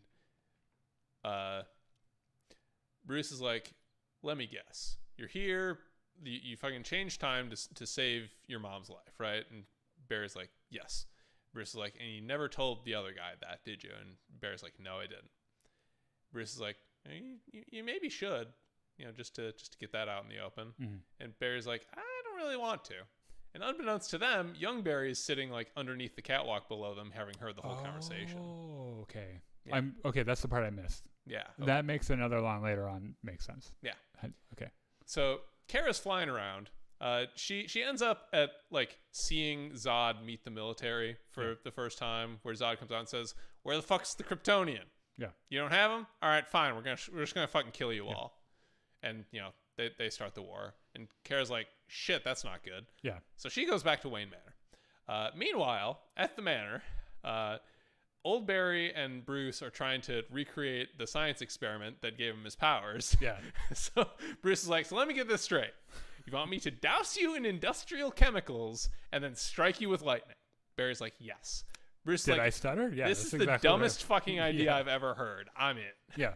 So he gets out his bat kite, which is just the Batman logo with a lightning rod. He did not fabricate this for this event. No, he had it. Why? He just had it lying Why? around. For what purpose? Like, because Batman is always prepared. I just have that, like, he's done lightning experiments before. Yep. He's there's that like one suspect perfectly shaped hole in the ceiling that it kind of is through. Yeah. Like it's like he was like reading a Benjamin Franklin biography or something, and was like, that's cool. I want to do that. You know what? I've never flown a kite in a lightning storm. I'll make my kite, but it will be the bat symbol. Because everything, it's the funniest shit in the older Batman films. Everything is branded, right? Even the little CD player he's got has got the bat symbol on it. Sure, merchandising. Yeah. So it's I laughed. I thought that was really funny. So they rig Old Barry up. He's in his chair, and they're like, all right, fucking do it, Bruce. And Bruce like flips the switch, and the kite gets struck by lightning, and Barry gets fucking electrocuted. And like, huh, that didn't work. Old Barry's like, fucking do it again. Yeah. Bruce is like, if you say so. He flips the switch. The machinery broke. It's not working anymore. Yeah, I have a feeling that Bruce is like kind of excited to see where all this is going. Yeah. Where he's like, I'll zap him again. Yeah. He'll be all right. So fucking Supergirl shows up, grabs him out of the chair, says, I got this, flies him up into the electrical storm. It's like, your guys' problem. You're trying to bring the thunderstorm to Barry. Yeah. How about I take Barry to the thunderstorm? So he gets struck by lightning again. Yeah. She brings him back to the cave, and he's like lying there dead. Yeah. Young Barry's like, holy shit, he's dead. Yeah. And then he starts healing, because that's just what the Flash does. They made a physical contact, and there was like a zappy zap, and then he started. Yeah. I think that idiot Barry had something to do with it, or probably, something. Yeah. So they're gearing up for the final battle. Old Barry has his regular Flash suit back. Young Barry starts chopping up an old bat suit and like spray painting it and shit. They put in like the 4 seconds of him sawing the ears off off the bat cowl, which I thought was fucking hilarious. So Kara's like, hey, you fucking got your powers back. You know if this thing on my chest means? And she's like, and Barry's like, yeah, it means hope. Yeah, I fucking saw Man of Steel. Okay. She's like, how the fuck do you know that? I'm not even gonna ask. Yeah. Well, let's just fucking go beat up Zod. And Michael Keaton is like, you want to get nuts? Let's get nuts. Which is another thing they put in the trailers that they should not have put in, because like, I'm a part of a couple. I frequent a couple of Batman communities on Facebook, because the '89 Batman Returns is my favorite Batman ever. And when that trailer came out with the "You want to get nuts? Let's get nuts," those communities exploded, and that's the kind of thing that if you had just had the restraint to hold until they saw it, people would be talking about that right now. Like shit like that. Yeah. They'd be like, this movie is fucking insane. Like they did the let's get nuts right? But they gave it away in the trailer, so like Yeah. I wasn't surprised by it. Good fucking line though, because it's one of Michael Keaton's more questionable performances in the '89 Batman. And you kind of wonder if it's just a take he did for fun, just to see if he was doing it too much, and like Tim Burton was like, I love that, and put it in the movie. Of course, Tim Burton said that. Yeah, he like didn't underestimate, like he do not threaten Tim Burton with with weird time. shit. Yeah. He's like, don't. You didn't have to sell me on this. So yeah, they So they hop in the Batwing, and Kara's just flying outside, and they go to fight Zod. there's a gag with the phone, like, because I think they're kind of hinting that Idiot Barry and Supergirl, like he kind of he obviously had a crush. Yeah, on her. right. Yeah. So the Barrys get out, and they're gonna take out the Kryptonian soldiers on the ground. Supergirl is gonna beat up Zod, and Batman is gonna fly around and blow up the Kryptonian ships. Now this battle I thought was fairly atypical for movies of this kind, because generally, like in the MCU, there's a lot of cuts in the action, and there's a very poor sense of geography of where you are, and they do that really well in this fight, where you'll spend some time with Barry and Barry, and then the camera will pan up to the Batwing, and then you spend some time with him, and you never during the battle do you get lost, like kind of where everything is. It also helps that everything's flat. They're out in the middle of the desert. They're in the middle of the desert. Yeah. So like there's that, but also like it's kind of nice to be able to keep track of where everything is. It's one of those things that people subconsciously notice, but you don't realize it until it stops making sense, and you're like, I don't like this. I don't know why, but this is weird. So things are going pretty well at first. Old Barry mentors young Barry, and they do some cool team up shit and teaches him a Palpatine. Yeah, teaches him maneuver. to shoot lightning, and Supergirl's beating the shit out of Zod, and Batman is blowing shit up, and it's all going pretty well. And then it stops going so well. Yeah. Zod fucking stabs Supergirl in the chest, and Batman gets shot down and like crashes into. Well, he wants to go for the big one. Yeah. He's like, that big ship. I'm gonna go for that big ship over there. And he hits it with everything, because that's 89 Batman. Michael Keaton's Bruce Wayne Batman only fires every gun he has, right? And so every missile, but the ship is shielded, and it shoots back because he caught its attention. Yep. And so he's in trouble. He can't eject, so he's like, fuck it, I'm just gonna fucking crash into it. Yeah, and there was this is one moment in the trailer that for a second really shocked me, because in the trailer what happens is a Kryptonian lands on the cockpit and rips the thing out, and he ejects out like that and swoops down, right? That doesn't happen. He slams into the ship and blows up and dies. Yep. And I'm just like, well, shit. Oh, that's different from the trailer. So the Barrys are like, okay, fuck this. We can run really fast. Let's just go back in time and fix it. Yeah. So like, yeah, okay. So they Control Z. Run back in time. They go back a couple minutes. They're like, all right, here's the plan. You go help Supergirl with her thing. I'll help Bruce with his thing. Nobody dies. Yeah. All right, cool. So they go off. They do their thing. Old Bear's like, hey, Bruce, don't fucking shoot the big thing. Go shoot that big guy. And Bruce is like, absolutely, got you. So what you're saying is I should fire every missile I have at that one guy right there. Yes. Absolutely. I thought you'd never ask.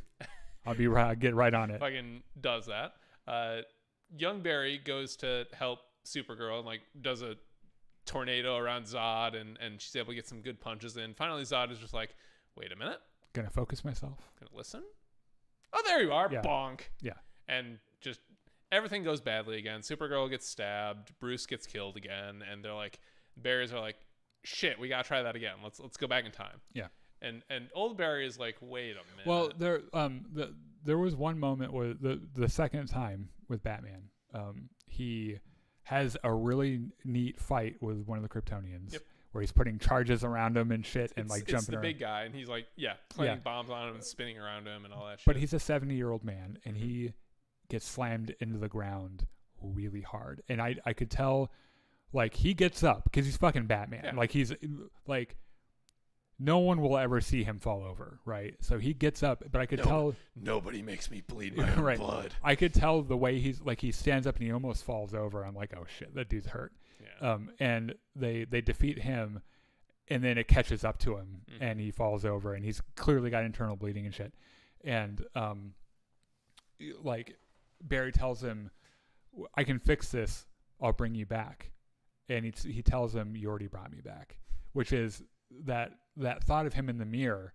Yeah. Like, I got to be Batman again. What the fuck you talking? This is the best day of my fucking life. It goes into the classic question of who's the primary personality, Batman or Bruce Wayne? Yeah, it's Batman. And yeah, in this case, it's Batman was pretending to be Bruce Wayne for so many years, and this is finally him getting to be himself again. Which is also a really brilliantly acted moment between Michael Keaton and Ezra Miller. It's just fucking great.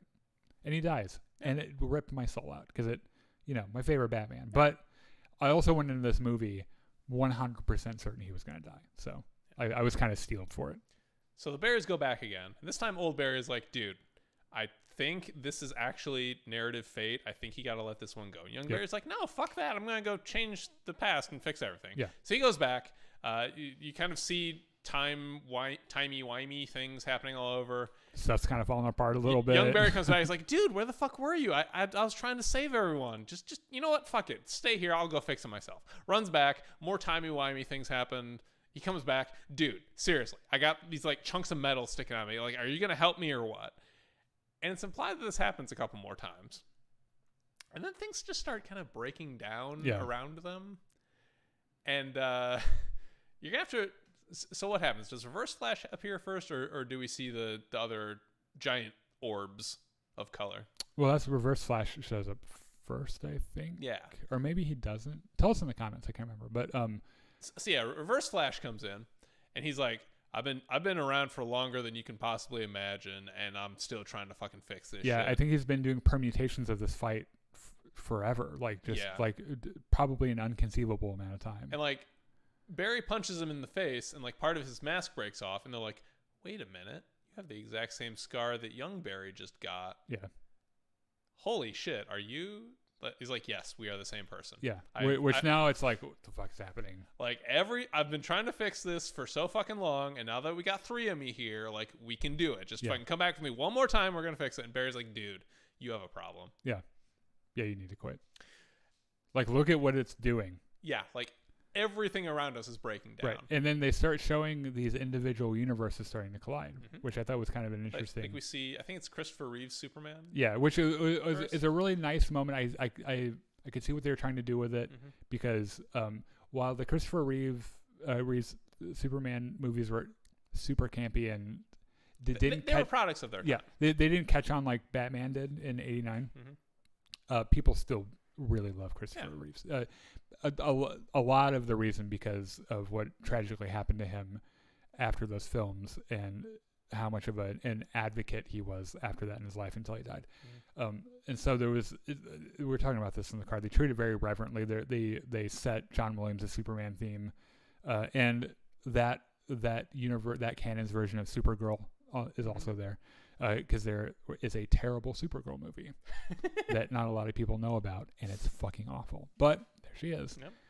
They show another Superman that I didn't recognize. That was the very first Superman. Okay. That was the first film, the first Superman on film. And then they show Nicolas Cage's Superman. Right. So they show like an really old black and white version of the Flash. Which with the weird helmet and uniform thing. And then Nick Cage's. Now, if you're thinking, what are you talking about? Nick Cage's fucking Superman. Nick Cage was going to be Superman in a movie. Not a lot of people. It kind of like started like they were going to do it, and there was a screen test. Famously, you can Google it of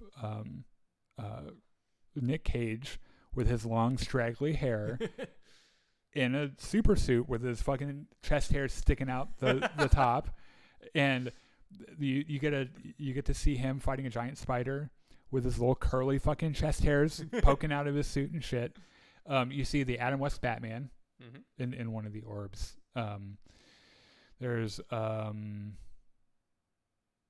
feel like there are a couple more. There probably there probably were. I just can't remember. Anyway, those were the really big ones. yeah. So you get all these universes with these kind of bad CGI representations of these actors. You see, and that's something that took me out of the Christopher Reeves thing. Yeah. Was that like I get what you're trying to do here, and that the music is good and you're really warming it up and everything, but at the end of the day, it looks like trash. It just doesn't look very good. But they're all turning and looking at these holes in reality, yeah. and like these universes are starting to crash together. And Barry's like, "Look at what we're doing! We're destroying the multiverse. We need to just fucking stop. Yeah, just let this happen and fucking let it go." And Reverse Flash is like, "Fuck that! I am in this way too deep. I am balls deep. Yes, I have the fucking and Barry Allen does not pull out the fucking investment fallacy, sunk cost fallacy. Yeah. I'm riding this thing to the end. Also, I'm gonna stab you with this piece of metal that's in my arm." And young Barry's like, "What if you didn't? Yeah. What if you stabbed me instead? Oh God, you stabbed me." Yeah. And then Reverse Flash dies, and then young Barry's like, "Hey, here's this monkey that our mom gave us. You can have it, I guess." And Barry's like, "Shit." Character growth. Yeah. So young Barry dies, and Barry's like, "Okay, I'm gonna have to undo all this. Like, clearly the problem here was me saving my mom's life. So as much as it really sucks and I don't want to, I kind of have to go back and let my mom die this time." Yeah. So he does. He goes back to the supermarket. He sees himself put the can of tomatoes in his mother's cart, and he like just he's disguised himself, but he strikes up conversation with his mom, and it's another one of those moments of Ezra Miller acting really well. It's heartbreaking. Yeah. The whole conversation is, first of all, like, but the first thing I had to laugh at was like, because he makes conversation over a box of cereal. Mm-hmm. It's like in 2023, that woman would have been like, and just walked off. Well, I don't think this isn't 2020. It's supposed to be. Yeah, I know. I'm just saying. Before, I'm just saying. yeah. Like anyone now would be like, why are you talking to me? It's kind of weird. Yeah. But no, they do. They have this insanely heartfelt. It's you know what it reminded me of is in Endgame when Thor runs into his mom, mm-hmm. where it's a little different because she's a little more aware of what's happening. Like she knows that he's like from a different time and everything. Yeah. But it's this catharsis for the character, yep. getting to see his dead mom again, and just being able to see her and share some words, and to be able to tell her that he loves her, mm-hmm. that he's like, all right, maybe I couldn't have her back totally, but maybe this is good enough. Yeah. So there you go. So he does the Flash thing, takes the tomatoes out of her cart, puts it back on the shelf. It's implied that he does something else. Like he looks up and sees the camera. Yep. But we cut away before we can see what he does. Yeah. So he runs back in time, gets back to his place, realizes, holy shit, I'm supposed to be in court right now. Runs down to court. He gets in right as they're presenting the evidence that Bruce Wayne had prepared for him. And it turns out that on the security footage, you can now see like his father looks up because the tomatoes are on the top shelf of the aisle now. And it clearly establishes that his father was innocent. Yeah. So, and you can tell he couldn't help himself. Yeah. So he's like, okay, I can't save one parent. So like maybe I can save the other. Yeah, maybe at least one of them, instead of like my dad being in prison and my mom dying, maybe I can save one of them. And so he does it. But everything seems normal. Yeah, everything is fine. And like the evidence exonerates his father. Yeah. Everything is going great. So Barry leaves court with his crush, and they have a real awkward conversation. They schedule a date. Yeah. They're gonna go fuck. And then Barry's phone rings, and it's Bruce. They're like, "Hey, Bruce, thanks for the evidence. Everything is great. Everything's good." The second I heard the voice over the phone, I knew who it was. Yeah. Because we had just we just watched this movie yesterday. Yes. Or the day before. So fucking Bruce says, "Yep, I'm pulling up right now. We'll talk in person." So his Mercedes pulls up. He parks at the curb. Like this security guy is pushing all the media back. And who should walk out but motherfucking George Clooney? George Clooney is Bruce Wayne, which is funny because out of all the older Batman movies, his is by far the worst. Yeah. And he isn't necessarily he's absolutely not the reason it's bad, because George Clooney is an insanely good actor. Mm-hmm. Looks Bruce Wayne as motherfucker. Like the dude could be Bruce Wayne in real life. Like he's suave. He looks like he's filthy fucking rich, and just like you know in Spider-Man No Way Home, where like Jamie Foxx's character in The Amazing Spider-Man was really stupid, Mm-hmm. but then they brought him into this other universe, and he's actually really cool, Yeah. and like everyone kind of liked him. Yeah. I feel like maybe they're trying to go for one of those things Yeah, maybe. where they're like, George Clooney's movie was shitty, but he's actually kind of It's good George here. Clooney, Yeah, he's a good actor. Let's try this again. And that's where the movie ends. Mm-hmm. And- With fucking Barry Allen being like, what the fuck? I thought I fixed all this. Yeah. So there's a post-credit scene that. Yeah, it's him tracking down this universe's Aquaman Yeah. and convincing him to be a hero or something. I Yeah. don't know. So and I don't think he. He's probably like, you know what, Ben Affleck wanted out of this anyway, so I'm just gonna leave this where it is. Yeah. As long as there are still other metahumans around, like if the worst thing to happen is that Ben Affleck isn't here, which he didn't want to be anyway, maybe I'll just use this. You leave this universe alone. So is George Clooney going to be Batman now?